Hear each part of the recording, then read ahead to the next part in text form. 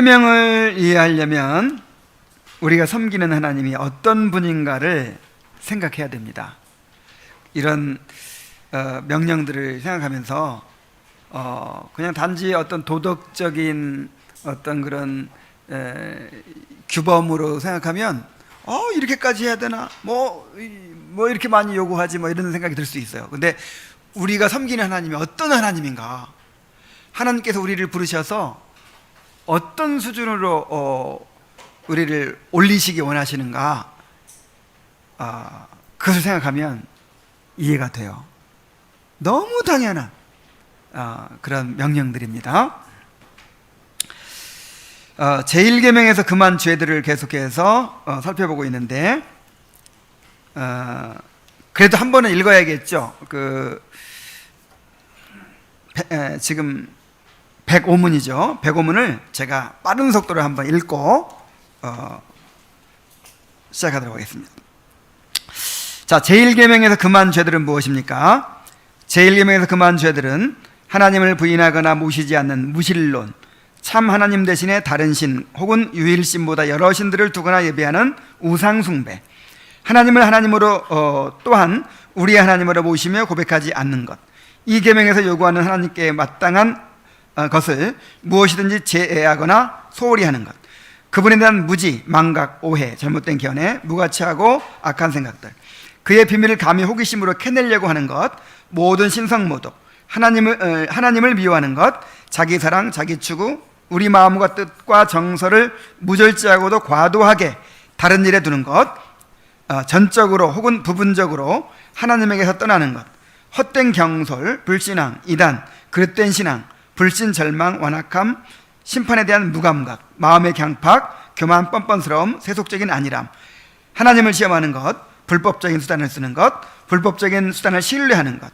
세속적인 기쁨과 즐거움, 여기까지가 이제 지난주까지 했던 것이고요.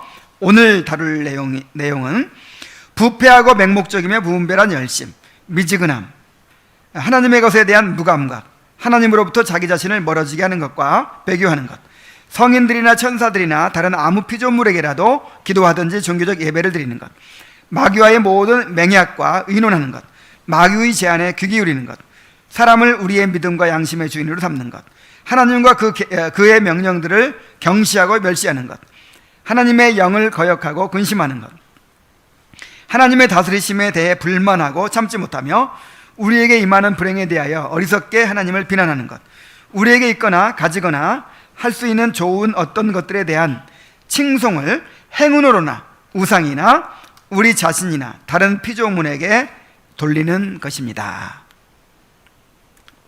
자, 이제 33번째 내용이에요. 1계명의 금하는 죄 33번째.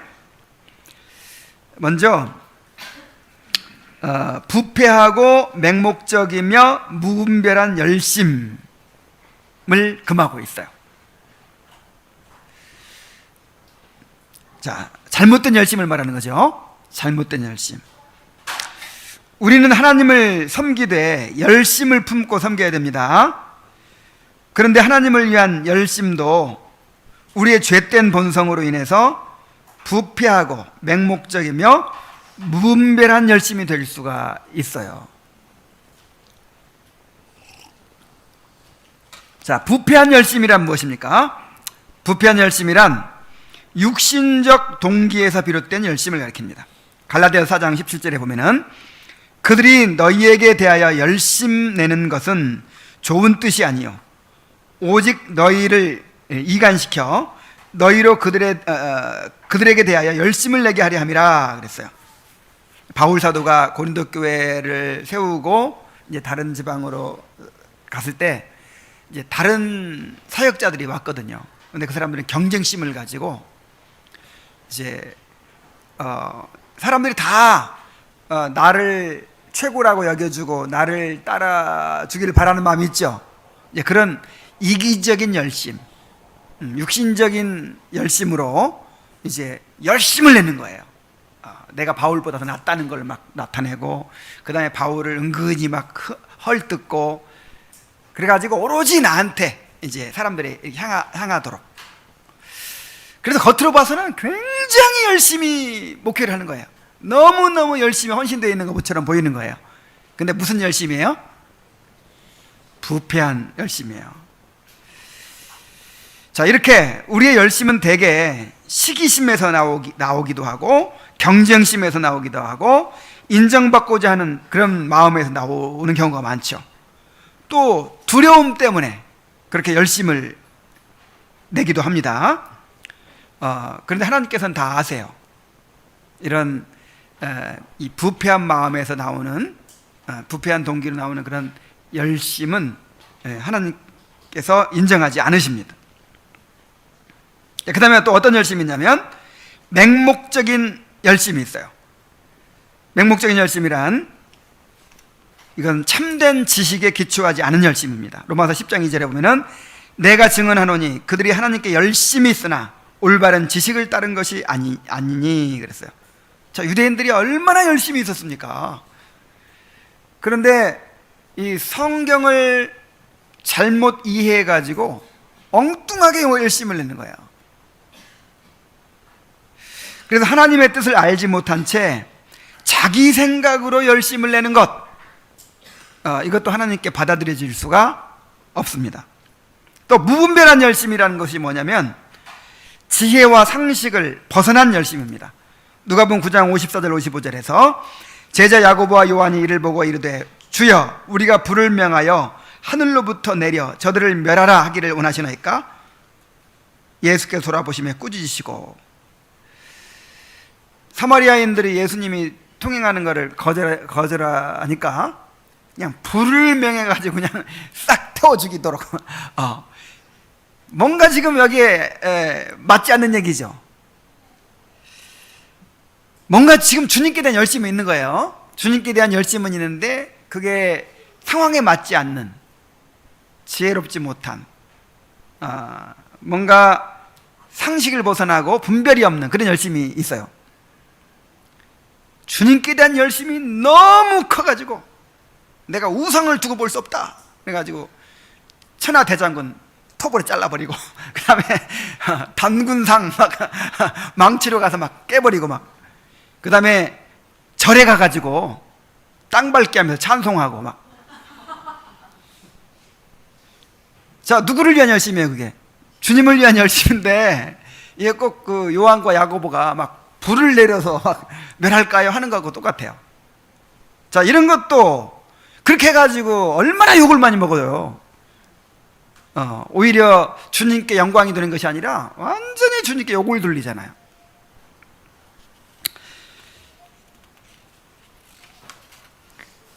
자, 그래서 우리의 열심도 이렇게 오염될 수 있다. 하나님을 위한 열심조차도 오염될 수 있다는 걸 생각해가지고 정말 하나님의 말씀에 비추어서 우리 자신을 잘 살펴야 되는 것입니다. 부패하고 또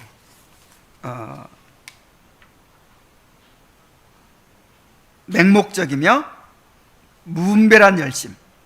자, 부패하고 맹목적이며 무분별한 열심에 빠지지 않도록 그렇게 해야 됩니다. 그 다음에 34번째는 미지근함이에요. 미지근함. 자, 아까 부패하고 맹목적이며 무분별한 열심이 잘못된 열심을 가리킨다면, 미지근함은 뭐냐면 한마디로 열심이 없는 거예요. 열심이 없는 거. 요한계시록 3장 16절에 내가 이같이 미지근하여 뜨겁지도 아니하고 차지도 아니하니 내 입에서 너를 토하여 버리리라 그랬죠.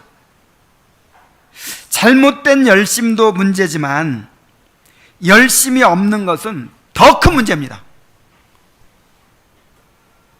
열심이 없이 영적으로 미지근한 상태에 있는 사람보다 하나님을 더 불쾌하게 만드는 것은 없어요.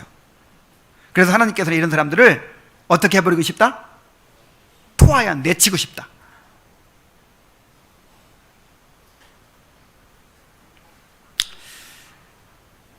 성경은 우리가 받은 성령을 불로 묘사합니다. 철로역정에서도 그 은혜를 불로 묘사했죠. 막 불이 타고 있는 거예요. 그리스도께서 계속 우리한테 기름을 부어주시고 우리 안에 불이 타는 것입니다. 이게 열심이에요. 그래서 성경에서 말하는 열심은 뭐냐면 뜨거운 마음이야. 뜨거운 마음, 영적으로 뜨거운 마음. 그래서 성령을 받은 사람은, 구원의 은혜를 받은 사람은 열심을 낼 수밖에 없어요. 미지근한 상태에 있다는 것은 거듭나지 못했거나 거듭났더라도 영적으로 병든 상태에 있는 것이죠. 죄의 지배를 받고 있는 상태에 있는 것입니다.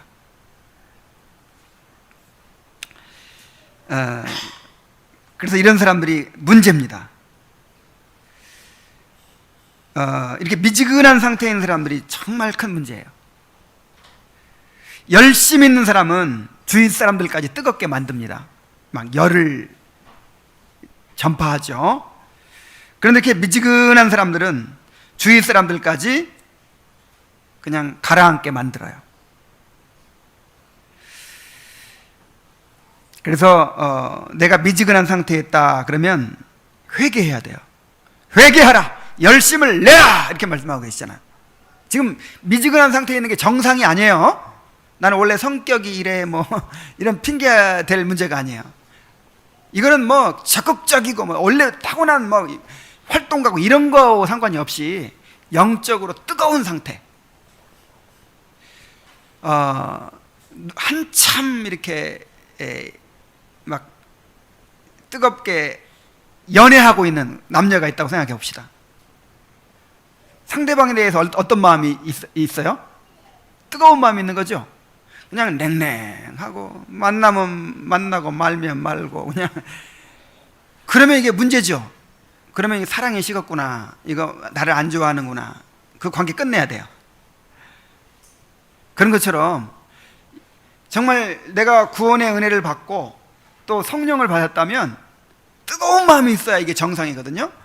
근데 그런 마음을 잃어버리고 있다면 틀림없이 이거는 이제 이 영적으로 병든 상태에 있는 거고 죄의 지배를 받고 있는 것이기 때문에 회개해야 될 문제예요.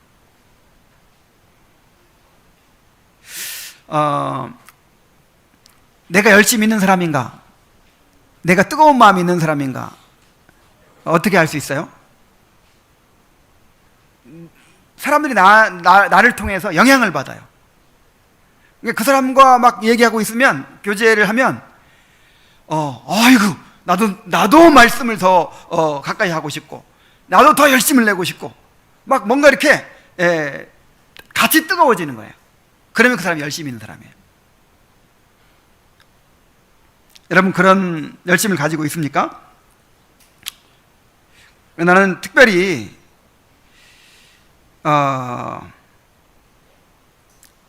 이 개혁신앙을 잘못 배우면 미지근한 사람이 되기 쉬워요.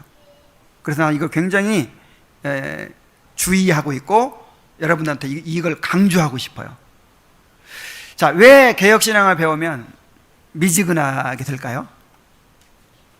방금 위에 우리가 뭘 배웠어요? 잘못된 열심. 그러니까 뭐가 옳고 뭐가 그리고 이걸 많이 배웠죠. 그래, 잘못된 것이 뭔지를 막 너무 잘 알아요. 그래, 잘못된 것을 다 막 버리다 보니까 목욕물을 버리다 보니까 목욕물 속에 있던 애기까지 버린 거예요. 그전에는 그렇게 새벽 기도 가가지고 주여 나를 복주시옵소서 하고 막 새벽 기도를 열심히 했거든요. 여러분, 열심히 있는 사람은 그렇게 합니다.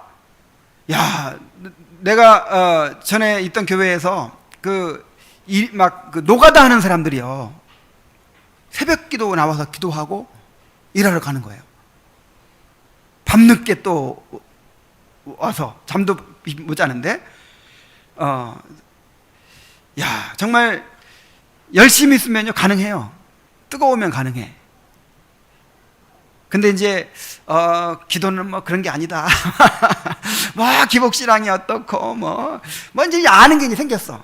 그러면 기도 안 해요. 새벽 기도를 안 해버려. 여러분, 그런 잘못된 걸 버리라는 거는 기도하지 말라는 거예요. 올바른 방법으로 더 기도 많이 하라는 거죠.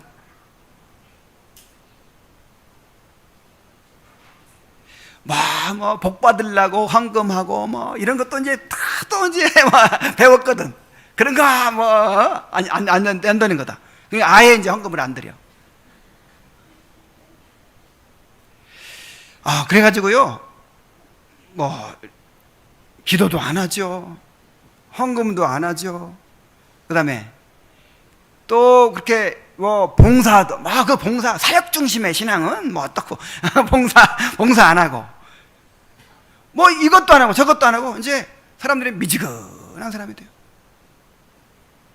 이게 개혁신앙을 잘못 배운 거예요. 난 이렇게 될까봐 두려워요. 뜨거워져야 제대로 배운 거예요. 미지근해야 제대로 배운 거예요. 우리가 배우면 배울수록 기도할 것이 많아져요, 적어져요? 여러분, 열심을 해야 됩니다. 열심을. 사람이 자꾸만 이렇게 배우는 게 많으면요, 그러니까 항상 우리 이 부패한 인간은 장점만 있을 수가 없어요. 뭔가 우리는 이게 장점이다, 이걸 잘한다 하면 반드시 단점이 있어요. 그래서 그걸 주의하면서 배워야 되는 거예요. 자꾸 배우고 하다 보면요, 사람이 정적이 돼요.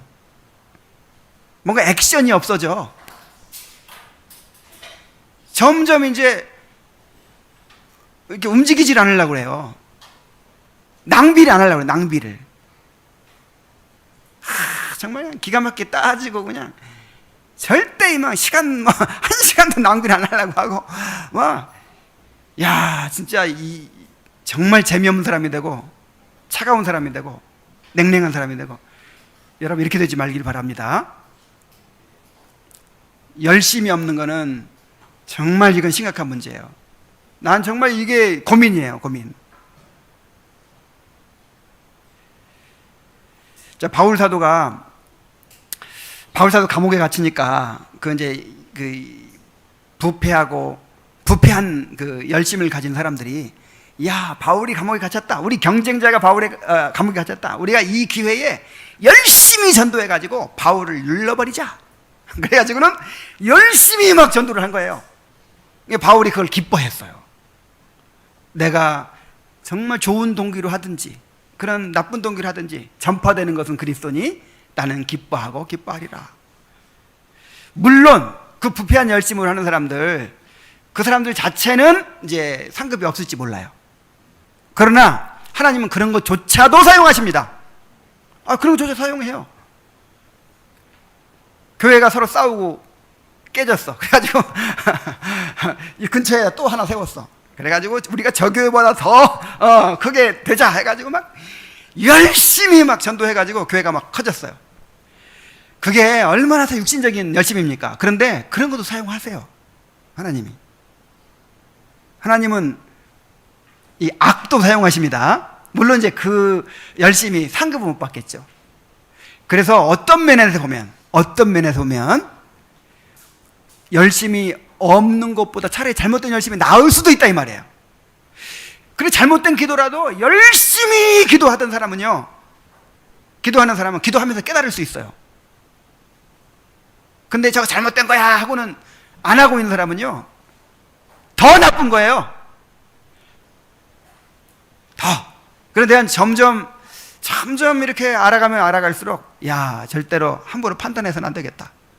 옛날에는 교회 잘못된 것들 그렇게 얘기를 많이 했었는데, 이제 절대 그런 말을 할 자신이 없어요. 왜 그런 줄 아세요? 뭔가를 안다는 사람들이 그럼 더 잘해야 될 거 아니야, 그죠? 이제 올바른 진리를 알았으니까 이제 올바른 기도를 더 많이 하고, 정말 말씀대로 하려면 정말 하나님께 후하게 드리고 시간을 드리고 해야지. 서로 돌아보아 사랑과 선행을 격려하라고 했잖아요. 무슨 행사 중심 그런 거지, 그런 것이 안 좋다는 건지 알았어 이제. 그러니까 더 이제 아무것도 안 해요. 정말 심각합니다. 열심을 내세요, 열심을. 그래서 뭐 비본질적이고 뭔가 그렇게 정말 그런 것들 이제 안 하겠다. 그래가지고 이제 안 하는 것이 오히려 굉장히 위험할 수도 있겠다. 그런 생각이 든다니까요. 사람을 정적으로 만들고 그냥 자기만 생각하게 만들고.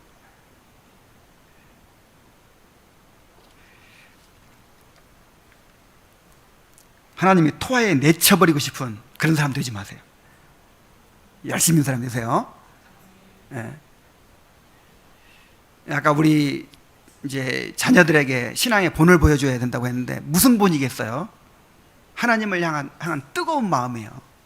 그거는요 전달이 돼요. 속일 수가 없어요.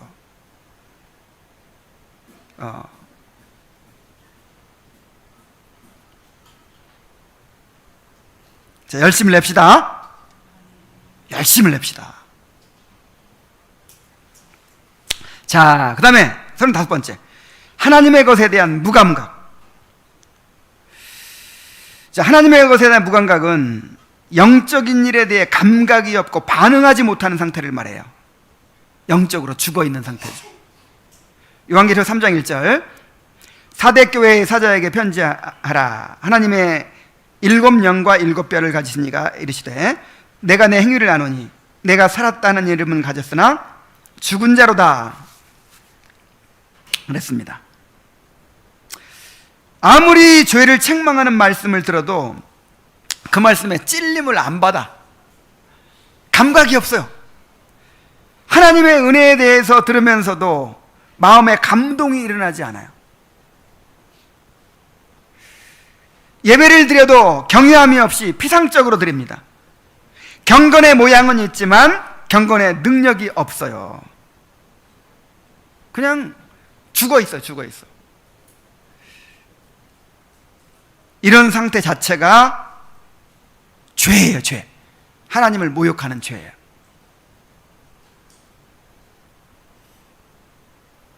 스펄전 목사님이 하루는 훌쩍훌쩍 울고 있더래요. 그래서 사모님이 왜 우시느냐고 했더니 오늘 아침에는 그리스도의 십자가를 생각해도 눈물이 안 나와. 그래서 그것이 슬퍼서 운다고. 무감각해졌다는 것이 너무 가슴이 아파서 내가 운다고 하면서 울더라는 거예요.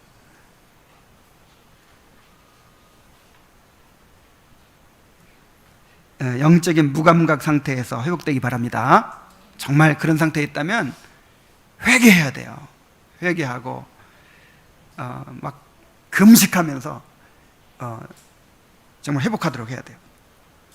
그 다음에 36번째, 하나님으로부터 자기 자신을 멀어지게 하는 것과 배교하는 것.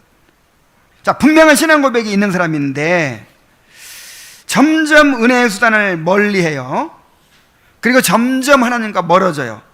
자, 이러다 보면은 나중에는 말로 행위로 하나님을 부인하게 되기까지 하게 됩니다.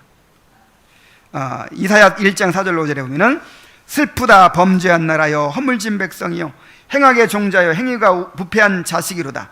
그들이 여호와를 버리며 이스라엘의 거룩한 일을 만홀히 여겨 멀리하고 물러갔도다. 너희가 어찌하여 매를 더 맞으려고 폐역을 거듭하느냐. 온 머리는 병들었고 온 마음은 피곤하였으며.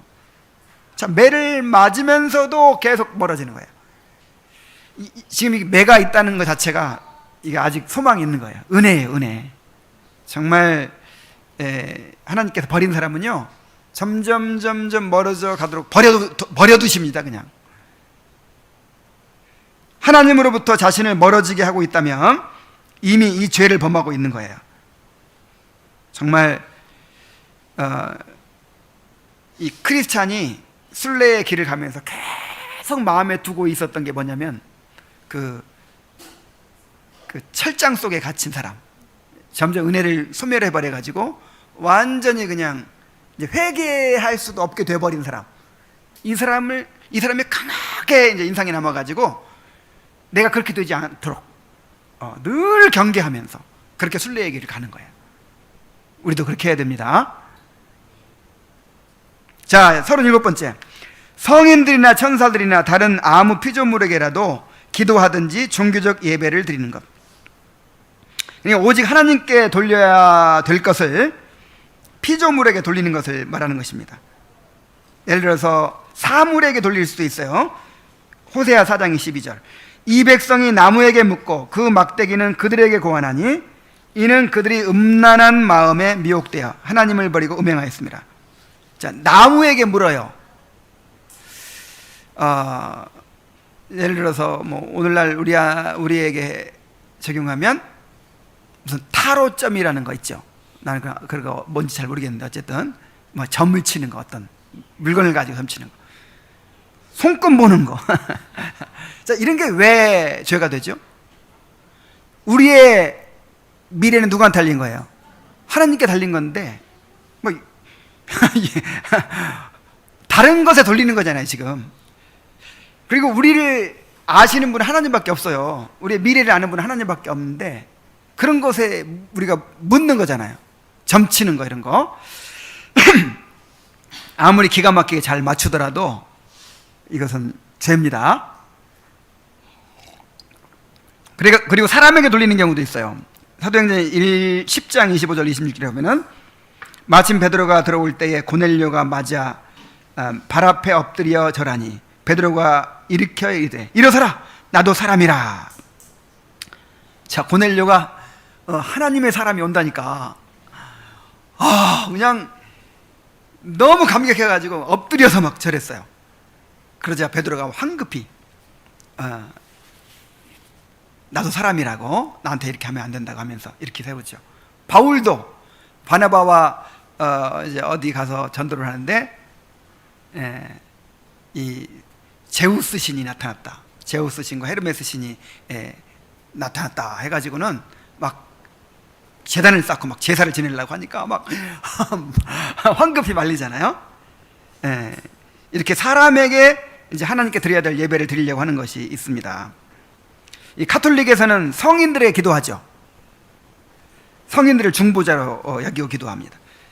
또 우리나라에서는 전통적으로 조상에게 제사를 하죠. 뭔가 이 제사 이런 거는 예배인데 하나님께만 드려야 되는 것인데 죽은 영혼에게 한단 말이에요. 뭐 그런 거라든지, 예를 들어서 뭐 그 사람을 신격화하는 거 있죠. 뭐 북한에서 김일성, 김정일 뭐 이런 사람들을 막 지나치게 신격화하는 거. 꼭 그런 것까지는 아니더라도 요즘에는 무슨 갓이라는 말을 아무한테나 붙이더라고요. 막 갓 누구 뭐. 그다음에 무슨 유재석을 유누님 이렇게 얘기하더라고요. 그러니까 꼭 뭐 이렇게 신으로 그렇게 섬기는 건 아닐지라도 이 말부터가 얼마나 이게 모독적입니까? 막 축구의 신, 그리고 실제 막 신처럼 생각해요. 막 이렇게 신격화해요. 지나치게 이제 사람 이상을 높이는 거죠. 사람이 받아야 될 그 이상으로 막 뭔가를 하는 거예요. 이것은 죄입니다. 그다음에 천사를 숭배하는 것도 마찬가지예요. 계시록 19장 10절에 내가 그 발 앞에 엎드려 경배하려 하니 그가 나에게 말하기를 나는 너와 및 예수의 증언을 받은 내 형제들과 같이 된 종이니 삼가 그리하지 말고 오직 하나님께 경배하라. 천사는 영화로운 존재이긴 하지만 천사조차도 숭배해서는 안 됩니다. 그래서 구약 성경에 나타난 여호와의 사자가 이 천사가 아니라 하나님이라고, 물론 영어로는 엔젤이라고 이렇게 번역이 되어 있지만 천사가 아니라고 하나님 자신이라고 우리가 보는 것은 그 여호와의 사자가 실제로 여호와로서 말을 해요. 그리고 여호와로서 경배를 받아요.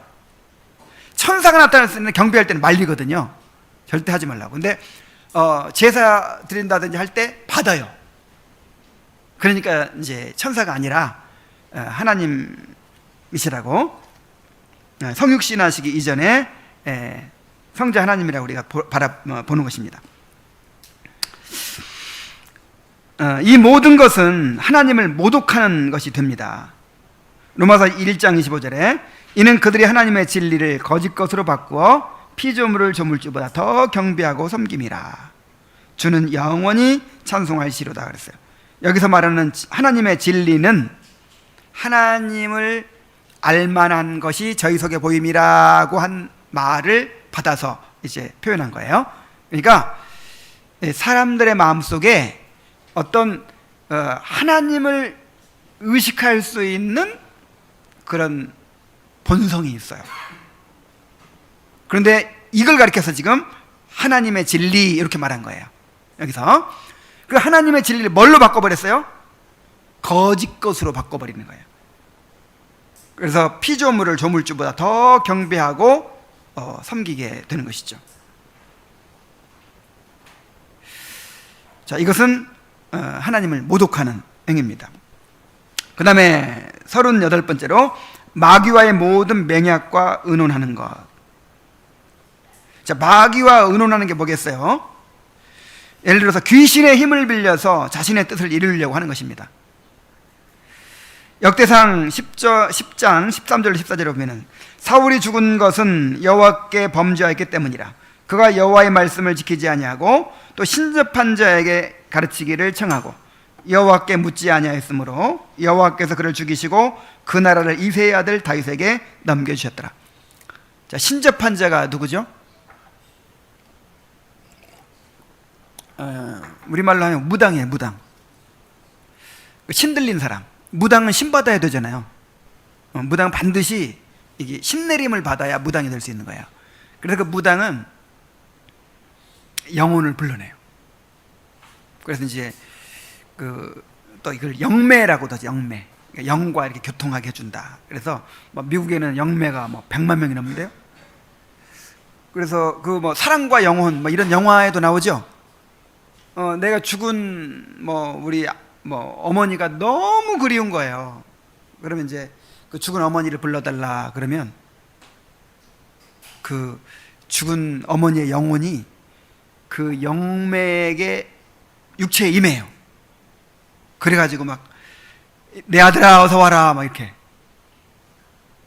이게 무당도 그렇게 해요. 무당도 이렇게 이제 신을 춤추고 불러내가지고는 이제 그 죽은 영혼이 무당의 몸에 깃들어가지고 대화를 해요. 근데 다 마귀 장난이에요. 그죠? 다 마귀 장난이에요. 근데 이런 거 하면 된다 안 된다? 이거 하면 안 돼. 사울이 그래서 죽었어요. 심지어 이스라엘 나라에도 이런 신접한 자가 있었다니까요.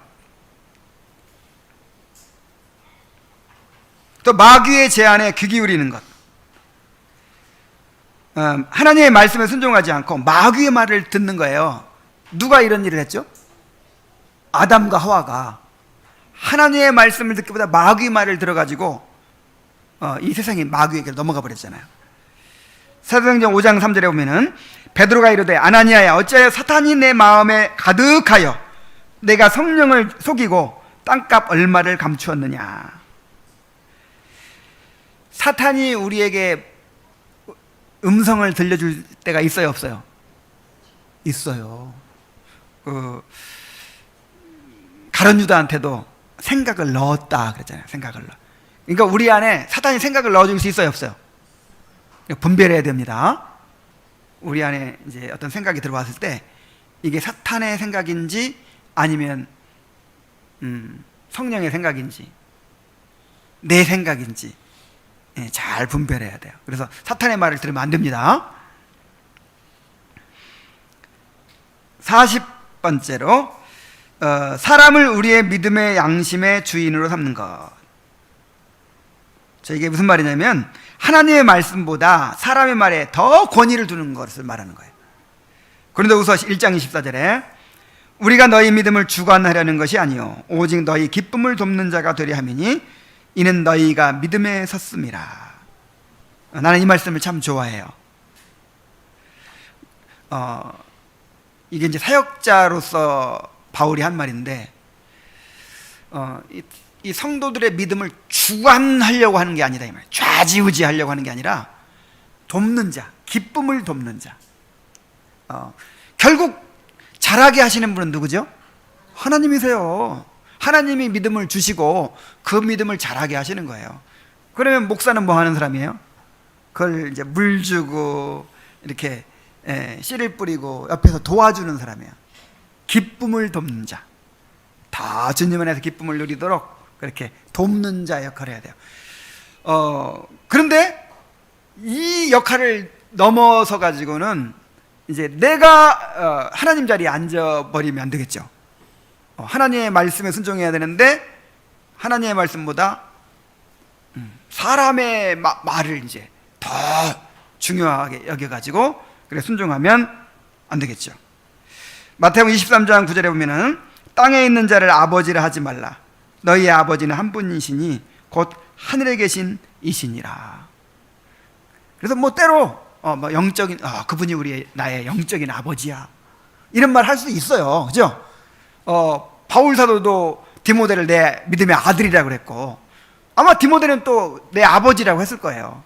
이런 걸 말하는 게 아니라 여기서 말하는 거는 그 하나님을 대신하는 그 위치를 말하는 것이죠.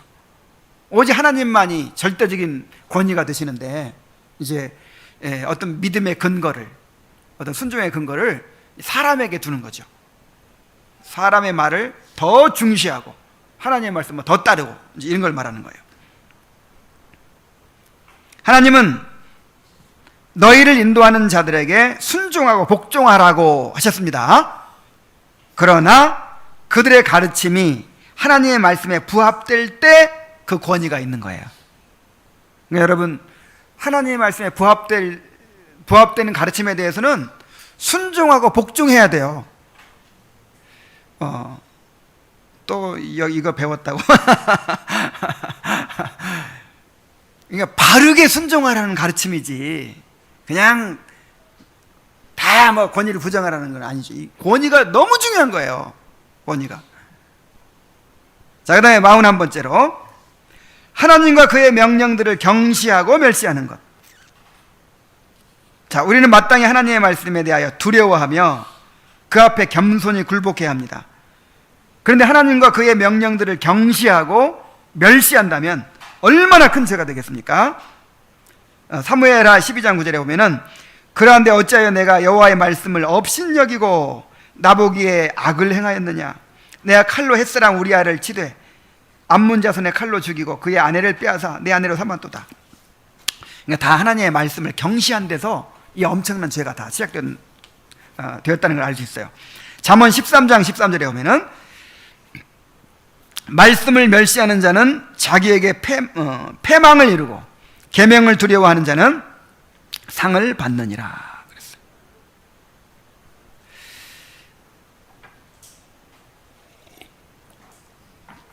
그랬어요. 그래서 말씀을 경시하게 되지 않도록 해야 됩니다. 특별히 말씀이 선포될 때 그 말씀을 하나님의 말씀으로 받아야 돼요. 하나님의 말씀으로 받고 정말 그 말씀을 두렵고 떨리는 마음으로 받아서 순종해야 돼요. 그래서 결국 예배가 중요해요. 예배가.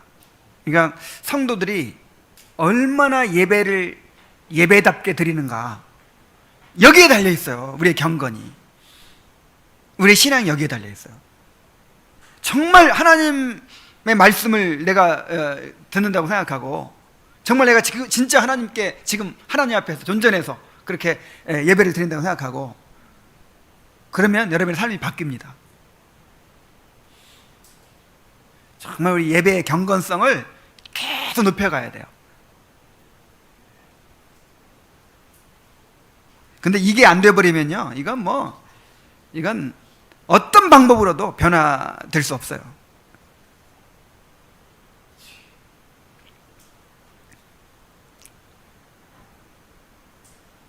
그래서 말씀을 들을 때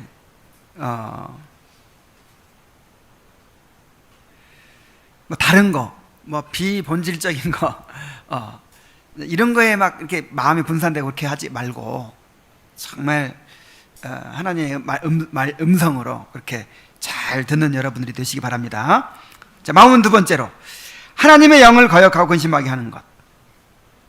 자, 성령께서 우리 안에서 성화를 이루고 계시는데 우리가 하나님의 뜻을 불순종하고 죄에 빠지게 될 때 이제 성령을 거역하고 근심하게 하는 것이 됩니다. 사도행전 7장 51절에 보면은 목이 곧고 마음과 귀에 할 일을 받지 못한 사람들아 너희도 너희 조상과 같이 항상 성령을 거스르는도다 그랬어요. 에베소 4장 30절에 하나님의 성령을 근심하게 하지 말라 그 안에서 너희가 구원의 날까지 인치심을 받았느니라.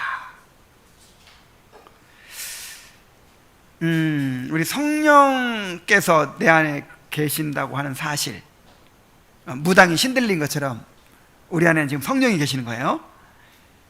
성령이 계셔서 지금 그리스도께서 이루신 구속을 우리에게 적용하고 계시고 열심히 우리를 지금 우리의 성화를 막 이루고 가고 계세요. 우리의 구원을 이루고 가고 계세요. 이거를 항상 기억해야 돼요.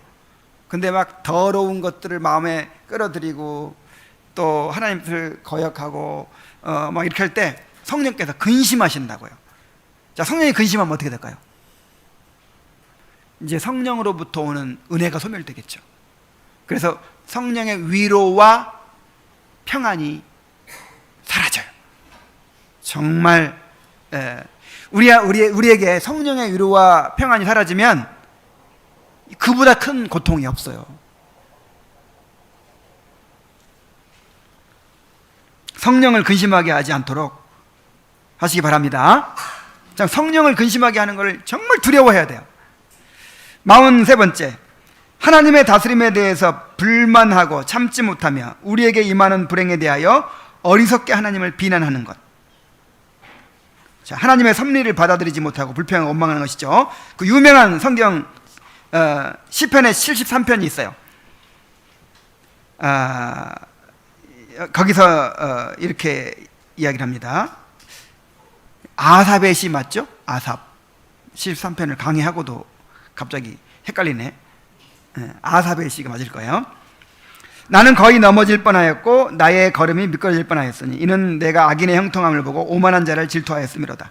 내가 내 마음을 깨끗하게 하며 내 손을 씻어 무죄하게 한 것이 실로 헛되도다. 나는 종일 재난을 당하며 아침마다 징벌을 받았도다. 내가 만일 스스로 이르기를 내가 그들처럼 말하리라 하였더라면 나는 주의 아들들의 세대에 대하여 악행을 행하였으리이다. 내가 이같이 우매무지함으로 주 앞에서 짐승이 오나 그랬어요. 악인들은 너무 잘 되는 거예요. 근데 나는 주님의 뜻대로 살려고 이렇게 하는데 나는 너무 고난만 당해요. 그러면 끝에 가서 달라지나 보자 했더니 악인들은 죽을 때도 평안히 죽어. 막 너무 막 하나님이 원망스럽고 하나님 어찌하여 이렇게 하십니까? 막 이렇게. 이게 뭔 짓이에요 이게? 우매무지하여 짐승 같은 짓을 하고 있는 거예요 지금. 감히 하나님한테. 자, 우리가 이해가 가든 안 가든 하나님이 행하시는 일은 다 옳아요, 안 옳아요? 다 선하시고 공의로우신 행사예요. 그래서 욥처럼 그런 태도를 가져야 되는 거예요. 한번 생각해 보세요. 욥 같은 입장을 당했다고 생각해 보세요. 하루아침에 자기의 모든 재산이 다 없어져 버리고 하루아침에 자기의 모든 자식들이 싹 죽어버린 거예요. 그런 상황에서 입으로 범죄하지 아니하니라. 뭐 하지 아니하니라?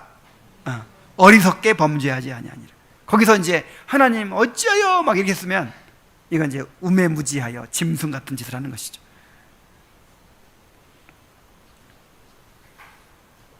욥기 1장 22절에 이 모든 일에 욥이 범죄하지 아니하고 하나님을 향하여 원망하지 아니하니라 그랬어요. 하나님께 왜 이렇게 하시느냐고 원망하고 불평하는 것은 감히 하나님의 심판자가 되려고 하는 것입니다. 자, 얼마나 가소로운 짓이에요. 내가 딱 보고 하나님 선하십니다. 옳아요 잘했어요. 그리고 딱 봐서 이건 아니에요 하나님. 이거는 불공평한 일이에요. 야, 자기가 하나님의 심판자야. 이런 모독이 어디 있습니까? 그래서 내가 이해가 가든 안 가든 정말 하나님께서 행하시는 모든 일에 대해서 섭리를 인정하고 마땅히 하나님은 찬양받으셔야 돼요. 마땅히. 44번째, 우리에게 있거나 가지거나 할 수 있는 좋은 어떤 것들에 대한 칭송을 행운으로나 우상이나 우리 자신이나 다른 피조물에게 돌리는 것. 자, 우리에게 있거나 하는 것은 뭐냐면 현재 가지고 있는 것. 뭐 예를 들어 내가 재능이 있다든지, 내가 돈이 많다든지, 뭐 건강하다든지, 내가 잘생겼다든지, 뭐 하여간 내가 가진 거 있을 거 아니에요? 있거나 가지거나. 그리고 할 수 있는 거. 뭐 내가 뭐 능력 있게 뭔가를 성취를 막 한다든지. 자, 이런 것들을, 자, 이 모든 것들은 누구한테 돌려야 돼요? 하나님께. 다 하나님이 주신 거죠? 하나님이 주신 것이고 하나님의 선물이에요. 그런데 어디다 돌린다고요? 행운으로 돌려. 사람들이 행운으로. 사무엘상 6장 7절로 9절에 보면은 블레 사람들이 이런 짓을 합니다. 새 수레를 하나 만들고 멍에를 메어보지 아니한 젖나는 소 2마리를 끌어다가 소의 수레를 태우고 그 송아지들은 메어 집으로 돌려보내고 여호와의 궤를 가져다가 수레에 싣고 속건제로 드릴 금으로 만든 물건들은 상자에 담아 궤 곁에 두고 그것을 보내어 가게 하고, 보고 있다가 만일 그가 그 본 지역으로 올라가서 베스메스로 가면 이 큰 재앙은 그가 우리에게 내린 것이요 그렇지 않으면 우리를 친 것이 그의 손이 아니요 우연히 당한 것인 줄 알리라. 이게 무슨 말이냐면, 이제 이스라엘 백성이 블레셋과 전쟁을 하는데 이 법궤를 가지고 가면 이길 것 같아 가지고 법궤를 가지고 갔어. 그런데도 져버렸어요. 그래가지고 블레셋 사람들 이제 법궤를 뺏어다가 자기 우상 신전에 뒀는데 우상이 그냥 모가지가 부러지고 손모가지가 달아나고 완전 엉망진창이었어요. 그리고 막 거기에 독종 재앙이 내리고 막 그 도시에. 그러니까 이 법궤로 인해서 이런 환란이 일어났다 그러면서 이제 이렇게 행하는 거죠. 그래서 수레에다 소 수레에다가 실어 놔가지고 이게 곧장 이스라엘로 가면 이건 여호와 하나님이 우리를 치신 거다. 근데 그렇게 안 하면 그냥 우연히 일어난 거다. 이렇게. 참, 이 사람들은 이제 하나님을 모르니까 그렇게 할 수밖에 없죠. 그래서 뭐 어떤 좋은 일이 났을 때 운이 좋았어, 운이. 재수 없어. 자, 이게 다 뭐예요 지금? 행운으로 돌리는 거죠. 여러분 그런 말 하면 안 돼요. 자, 우리에게는 우연이 있어요, 없어요? 우리에게는 우연이 없어요. 다 하나님의 섭리 가운데 일어나는 일이에요. 뭐 재수 없고 뭐 운이 좋았고 뭐 나는 그런 팔자야 뭐 이런 건 다 이건 하나님을 무시하는 거예요. 하나님의 그 섭리를. 그 다음에 또 어떤 사람들은 우상에게 돌려요. 다니엘서 5장 23절에 보면 도리어 자신을 하늘의 주제보다 높이며 그 성전 그릇을 왕 앞으로 가져다가 왕과 귀족들과 왕후들과 그 후궁들이 다 그것을 술을 마시고 왕이 또 보지도 듣지도 알지도 못하는 금은 구리 쇠와 나무 돌로 만든 신상들을 찬양하고 도리어 왕의 호흡을 주장하시고 왕의 모든 길로 작정하시는 하나님께는 영광을 돌리지 아니한지라. 이게 지금 이제 그 느부갓네살 왕의 아들 아마 벨사살 왕의 이야기인데, 자, 바벨론에게 큰 승리를 주시고 그냥 세계 대제국을 이루게 하시고 모든 나라를 지배하게 하시고, 이건 누구로부터 온 거예요? 하나님이 그렇게 사용하신 거죠. 그래서 하나님 있는 이스라엘 나라를 완전히 그냥 파괴하고 다 뺏어오고, 이게 하나님께서 그렇게 하도록 하신 거예요. 근데 이제 자기들은 우리 믿는 신들이 여호와 신을 이겼다 이렇게 생각하는 거죠. 그리고 자기를 자랑하고 그 신들을 찬양하고, 그래서 그날로 그냥 벨사살 왕은 쫓겨났어요. 하나님께 치셔가지고 이렇게 우상에게 돌리는 나거나 또 우리 자신에게 돌릴 수도 있어요. 신명기 8장 11절. 그러나 내가 마음에 이르기를 내 능력과 내 손의 힘으로 내가 이 재물을 얻었다 말할 것이라. 다니엘 4장 30절에 나 왕이 말하여 이르되 이 큰 바벨론은 내가 능력과 권세로 건설하여 나의 도성으로 삼고 이것으로 내 위엄과 영광을 나타내는 것이 아니냐 했더니, 자, 그 이스라엘 백성이 가나안 땅 들어가기 전에 모세가 신신당부에 또 당부를 한 것이 있어요.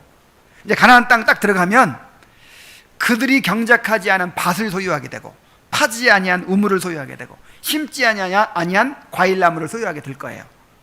그래가지고 이제 그런 것들을 소유하고 풍족하게 잘 살 때 뭘 경계해야 되냐면, 야, 우리가 열심히 싸워가지고 이겨서, 그렇죠? 실제로는 그렇죠.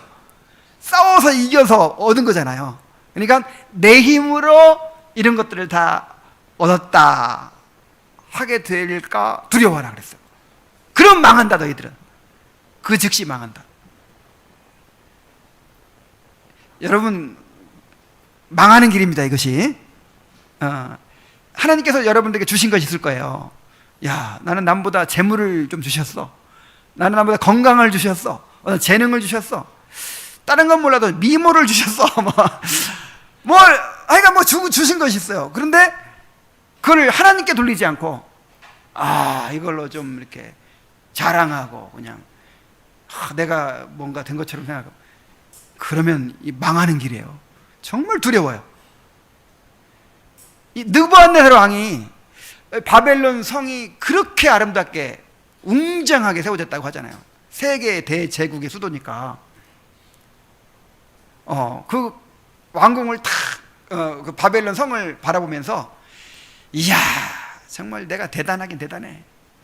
내가 이 세계를 다 정복하고 이 짧은 기간에 이렇게 아름다운 성을 세우고, 정말 내가 한 거 아니야 이거. 말이 딱 떨어지기가 무섭게 하나님께서 치셨어요. 그래가지고 이 수심증이라는 정신병에 걸렸어. 자기를 소라고 느끼는 거예요. 이런 정신병도 있습니다. 자기를 쥐라고 느끼는 병에 걸리면 고양이만 보면 그냥 도망가죠. 그래서 막 풀을 뜯어먹고 7년을 보냈어요. 그래서 하나님이 참 이런 교만을 엄청나게 미워하신다는 걸 알 수 있어요. 헤로드 왕이 이제 헤로드 왕의 이제 영지에서 나는 곡식을 먹는 그런 이제 백성들이 와가지고, 이제 그 헤로드 왕을 좀 아부를 해야 될 거 아니에요.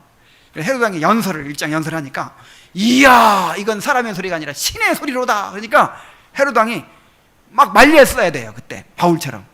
이게 무슨 소리냐 막 그랬어야 되는데 받아 먹었어, 그거를. 그리고 어떻게 됐어요? 벌레가 먹어 죽었어요. 여러분 조심하세요. 정말 그래서 교만하면 그걸로 끝이야. 그냥 교만은 패망의 선봉이요 멸망의 앞잡이니라.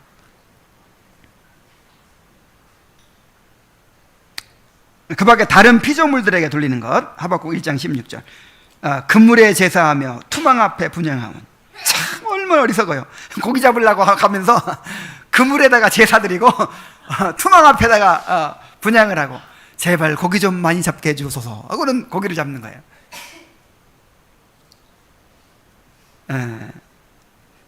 참 이런 어리석은 일들을 행하면 안 되겠습니다. 자, 그리고 이제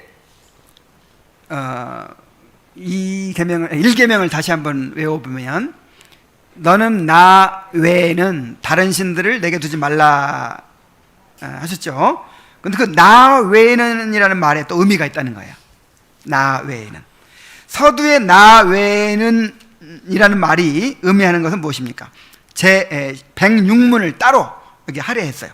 함께 읽어보겠습니다. 자, 시작. 제1계명에 있는 나 외라는 말씀에서 우리는 특별히 무슨 가르침을 받습니까? 답. 제1계명에 있는 나 외 또는 내 앞에라는 말씀은 만물을 보고 계신 하나님께서 다른 어떤 신을 두는 죄를 특별히 유의하시고 불쾌하게 여기신다는 것을 가르칩니다.